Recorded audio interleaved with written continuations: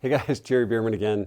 So we're talking about our culture series, and one of the things I was talking to our staff about the last couple Mondays in preparation for the new year is to really work on how they can be identified. And this fits into our culture as it relates to training for tomorrow. So we're leaning into the culture of training for tomorrow, and specifically what I'm talking to my guys about is, how can you be identified from a craft standpoint? So Connor's editing these videos, from as you look at his work, how could he be identified? If you look at his work in video production, for instance, how can he be identified as a craft? Like if you watch his work, you can start to identify what he does, his style is, etc. What's the identifiable characteristics of your craft? That's one thing that we're talking to our staff about.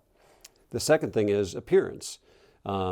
Connor's working in the office, so he's not out in the field much.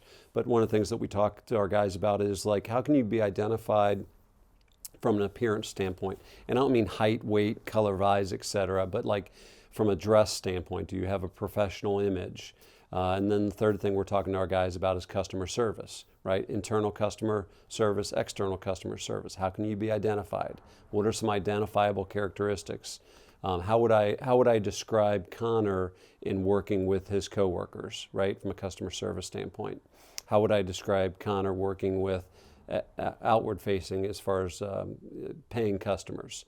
What are some identifiable characteristics? And then the last one is LMA, which is lead, manage, and hold people accountable. Would